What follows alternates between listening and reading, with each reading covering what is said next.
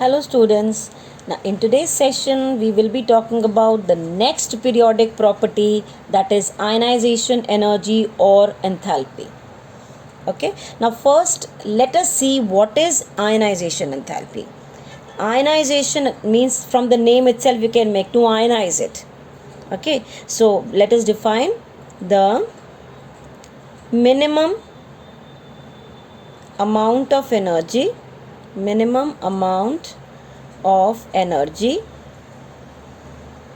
required to remove electron from valence shell. Valence shell means outermost shell. Valence shell of isolated neutral gaseous atom. Isolated neutral gaseous atom. Now each term is important in this. It should be isolated because in the bonded state you cannot calculate ionization energy. It should be neutral because when we talk about the first ionization enthalpy we consider neutral. Gaseous, it should be in the gas. Maybe all atoms do not exist in the gaseous state, so they have to be converted in the gaseous state. Then we will consider that as the ionization enthalpy. Okay, that means suppose if I consider, say this is the nucleus and number of shells are there, and say electron is present here, it is having some force of attraction towards the nucleus. So obviously when it is having force of attraction towards the nucleus, energy is required to remove electron. It is required. That means we can say ionization is endothermic. See, in chemistry, as per the sign convention, we say if energy is required, if it is given to the system, we take it as positive. Right? So ionization is the energy required. So every term in this, is very, very important. Let us take example. Suppose I say M. As I said, it should be isolated gaseous atom, and if we have to remove electron, first electron is to be removed from this. So one electron goes, and when one electron goes, it will form a unipositive gaseous ion. In that process the energy is required, so I write plus. It is plus first ionization. How do you read this? First ionization enthalpy. So energy required to remove electron from the neutral gaseous atom is called as the first ionization enthalpy. Okay, you can pause in between and go on writing these definitions because these are important.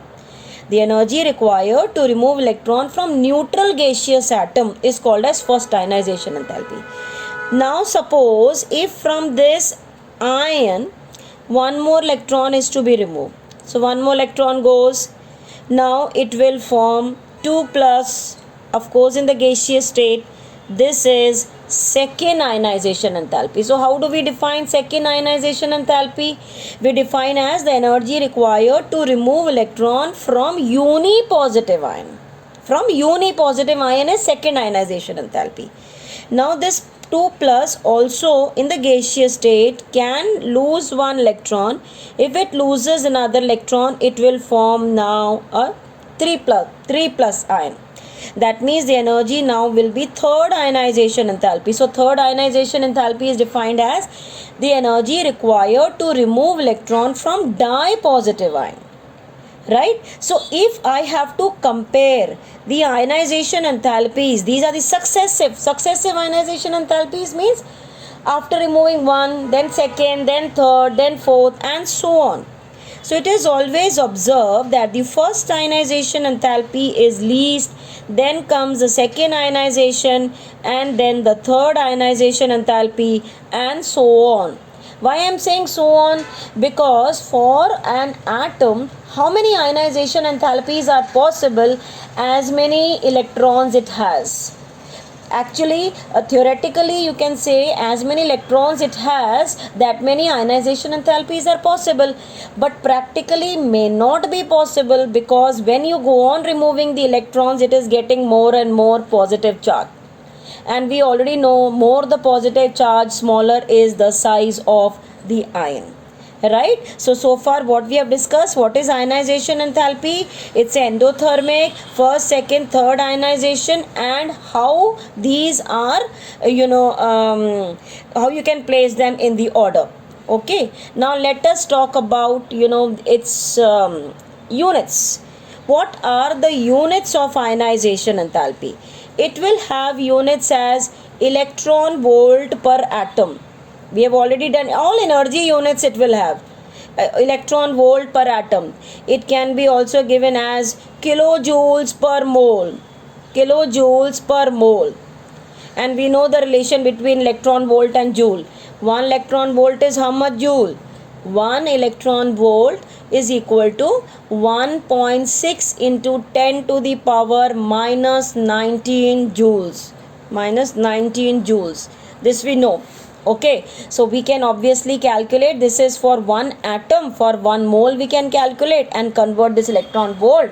So we will get the answer in kilojoules. We know 1 electron volt, if I have to convert into kilojoules per mole, what will I write? This multiplied by 1.6 into Avogadro number. So I will get the answer as 1 electron volt per atom is nothing but 96.49 kilojoules per mole. Right? How do I get this? This joule multiplied by Na, and of course it is 1, so you will get this answer. This is in kilojoules. So joule you can further convert into kilojoule.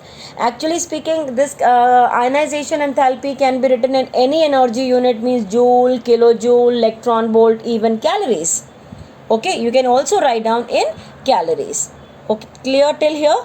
Now let us consider factors. Now let's see what factors affect ionization enthalpy.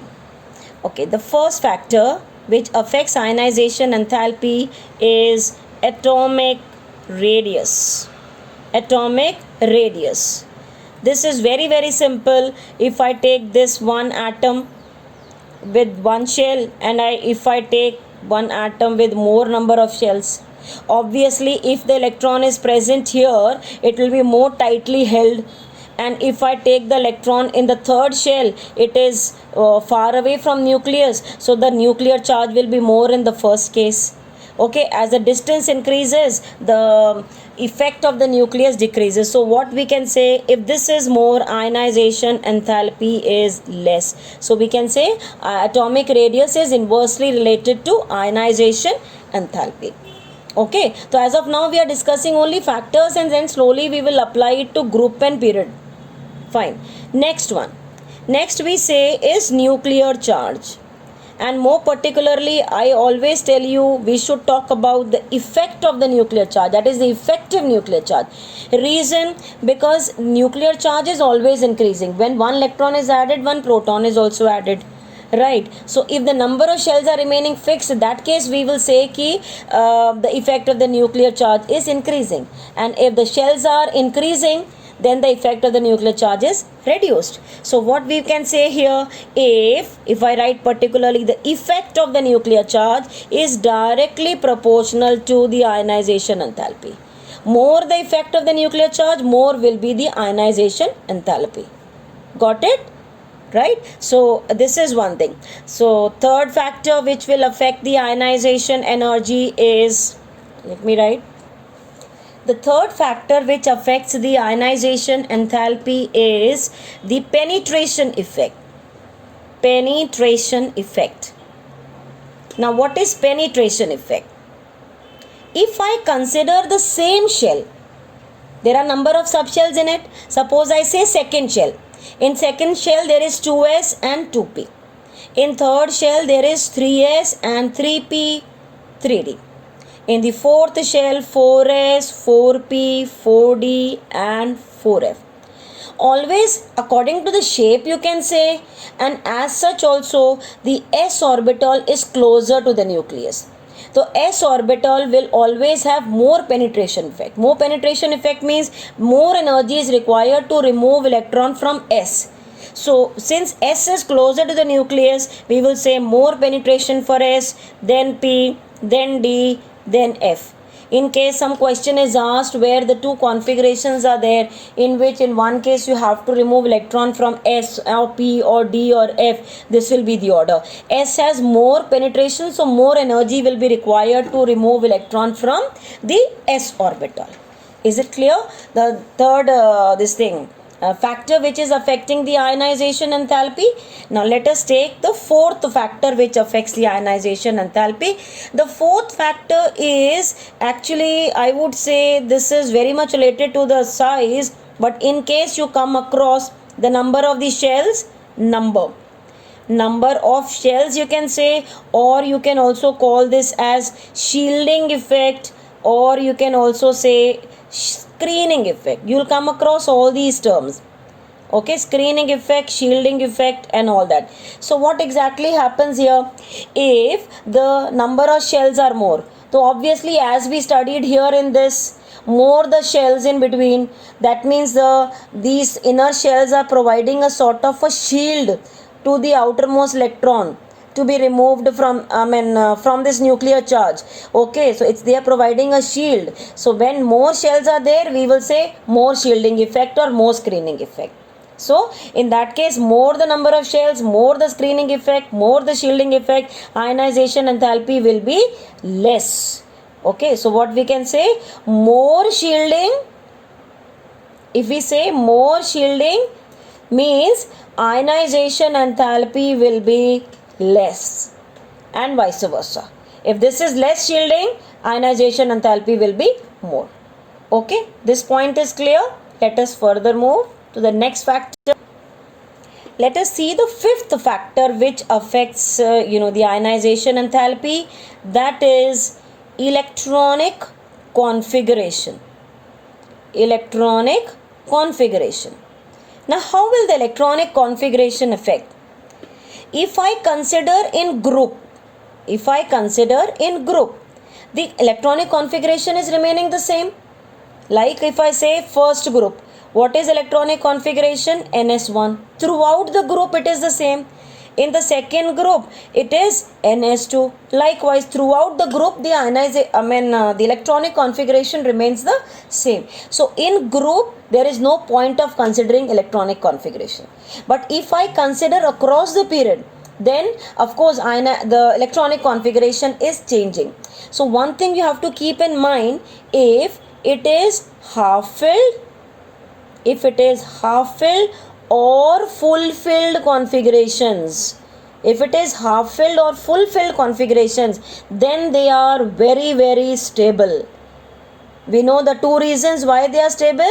There are two reasons for that. One, because of more symmetry they are stable. And the second one we say is there is more exchange energy. Because of more exchange energy and symmetry, half-filled and full-filled configurations are very stable. So in case any orbital has half or full-filled configuration, then we will say it is very stable. Then more energy will be required to remove electrons. So this is very, very important when we consider the exceptions in the period.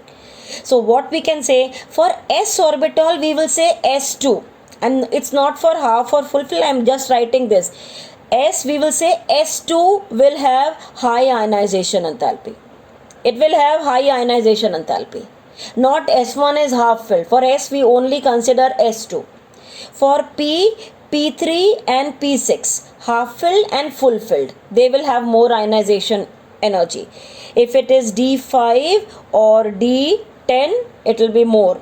Same way F7 and F14, they also will have more ionization enthalpy. So what is the observation? We will find that P3, P6. Let me give one example here for this, and of course in detail we will be studying in the period exceptions.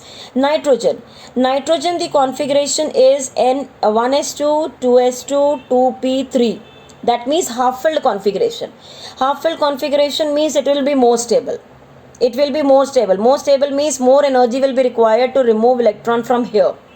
Right. Let us consider, say, neon.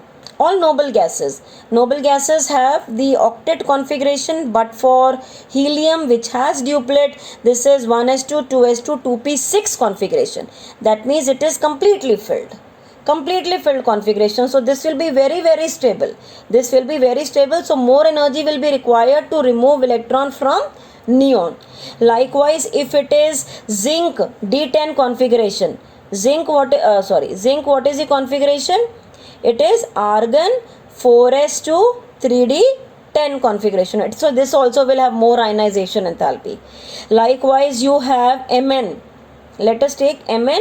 Mn configuration is argon, and then you have 4s2 and 3d5. So even this is half filled configuration. So all half filled and full filled configurations are very, very stable. Okay, so they will have more maybe than their successive member also. Likewise, even in F block elements, you will have, F7 and F14. Where is S2 present? S2 is present in group 2. Just now we have discussed that. In group 2, it is S2 configuration. So even that is very stable. So that will have more ionization enthalpy. Is it clear till here?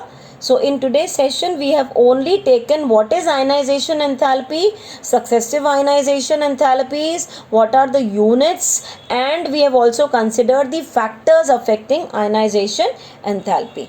Now in the next video, we will be talking about the variation of ionization enthalpies in the periodic table, that is in the group and period. Because there are a lot of exceptional cases in that, where in the period you will have this next element having more ionization enthalpy than the previous one. So that I will take separately in the next video.